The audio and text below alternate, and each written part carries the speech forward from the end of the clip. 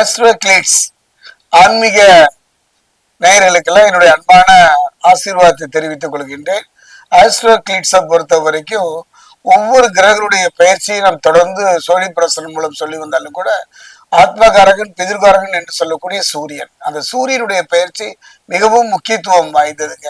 காரணம் நவ கிரகங்களும் அந்த சூரியனை மையமாக வைத்துதான் நகர்ந்து வருகின்றன. அந்த வகையில பார்க்கும்போது சூரியனுடைய பயிற்சி அப்படின்னு பாத்தீங்கன்னா அவர் பாத்தீங்கன்னா துலாம்ல இருந்து விருச்சிகத்துக்கு பயிற்சி ஆகின்றார்.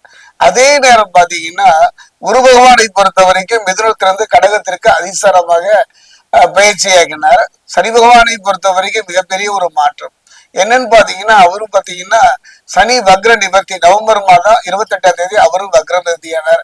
இந்த 3 நிகழ்வு வைத்தே நான் சூரிய பயிற்சியை சொல்ல போகின்றேன். நான் ஒரு காலத்துக்காக தான் சொல்றேங்க. எத்தனையோ கிரகங்கள் எல்லாம் பயிற்சி ஆவதற்கு நீண்ட காலத்தை எடுத்துக்கொண்டாலும் கூட குறுகிய கால பயிற்சி அப்படின்னு பாத்தீங்கன்னா சூரியனுடைய பயிற்சி தான். அந்த சூரியனுடைய பயிற்சி எவ்வாறு இருக்கும் மேஷ ராசிக்கு?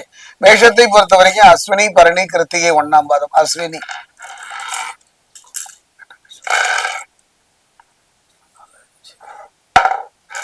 மேஷராசியில் இருக்கக்கூடிய பரணி,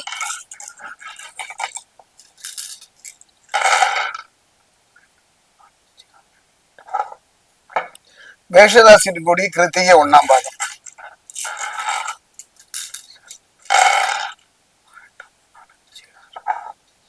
மேஷராசி ஆன்மீக சகோதர இந்த சூரியனுடைய பயிற்சி மிகப்பெரிய ஒரு மாற்றத்தை ஏற்படுத்தும். காரணம் என்னன்னு பாத்தீங்கன்னா குரு பயிற்சியை பொறுத்த வரைக்குமே அவரை கடக குருவாக இருந்து பலன் தருகின்றார். அதே நேரம் பாத்தீங்கன்னா மேஷத்தை பொறுத்த வரைக்கும் சனி பயிற்சின்னு எடுத்துட்டீங்கன்னா விரய சனியாக இருந்தவர் இப்ப லாப சனியா வர்றார். இந்த கார்த்திகை மாசம் பொன் வைக்கும் இடத்தில் பூ வைக்கும் இருக்கிற மாதிரி ஒரு அற்புதமான ஒரு மாற்றத்தை தரும். அதே நேரம் பார்த்தீங்கன்னா மிகவும் நன்றாக இருக்கின்றது. இந்த நேரம், இந்த காலம், இந்த மாதம் மேஷராசியை பொறுத்த வரைக்கும் தொட்டது துலங்கும். எடுத்த காரியத்தில் வெற்றி அடைவதற்கும் எடுக்கின்ற முயற்சியில தளர்ந்து போயிருக்கின்ற ஒரு சூழ்நிலையில அந்த தளர்வு நீங்கி நிம்மதி தருகின்ற ஒரு காலமாகத்தான் அமையும். நினைத்ததெல்லாம் நிறைவேறக்கூடியதாகத்தான் அமைப்போம். நீங்கள் நினைத்த தொழிலாகட்டும், வாழ்க்கையாகட்டும், திருமண யோகமாகட்டும், தடைகளும் பிரச்சனையும் இல்லாம நிம்மதி தரக்கூடிய ஒரு நிகழ்வைத்தான் சோழி பிரசன்னம் சொல்கின்றது. மேஷராசி குறிப்பா பாத்தீங்கன்னா சொல்ல போனா தொழில் மற்றும் வியாபாரம் மூலமா நல்ல செய்திகள் சேரும். ஒரு மனிதனுக்கு அழகே தொழில் தானே. தொழிலில் ஏற்பட்ட தடைகளும் பிரச்சனைகளும் மீறி ஒரு நல்ல மாற்றத்தை நோக்கி நடைபெறுகின்ற ஒரு அருமையான காலகட்டம். நீண்ட காலமாக வேலை தேடுபவர்களுக்கு நல்ல வேலை கிடைக்கும். தேர்வு மற்றும் போட்டிக்கு தயாராகக்கூடிய மாணவர்களுக்கு வெற்றி கிடைக்கும். வேலை செய்யும் இடத்துல மேலதிகாரியுடைய முழு ஆதரவு கிடைக்குங்க. அரசு துறையில, ஆன்மீகத்துல, பொது வாக்குல அது மட்டும் கிடையாது, பதவி உயர்வு அல்லது இடமாற்றம் உண்டு. சமூகத்தில் உங்களுடைய மரியாதை அதிகரிக்கும். மாதத்தின் நடுவில் அதிர்ஷ்டத்தின் மூலம் ஆதரவை பெறுவீர்கள். வாங்கிய கடனை அடைப்பதற்கு ஒரு அருமையான காலகட்டம் இந்த காலகட்டம். கலங்கிய மனதிற்கு தெளிவான ஒரு முடிவு, பிரிந்தவர் ஒன்று சேரக்கூடிய ஒரு அருமையான சந்தர்ப்பமும் இந்த காலத்தில் அமையும். விரயசனியாக தொட்டதற்கெல்லாம் மருத்துவம் சார்ந்த விரயசனியை சந்தித்து வந்தவங்களுக்கு எல்லாம் அது லாப சனியாக மாறுகின்ற அற்புதம். காரணம் சனி உங்களுடைய 6, 9ஆம் வீட்டை பார்க்கின்றார்.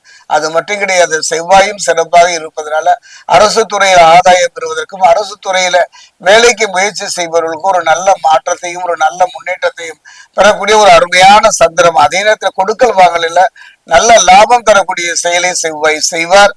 குறிப்பா பாத்தீங்கன்னா நல்ல புதிய பொறுப்புகள் சேரும்.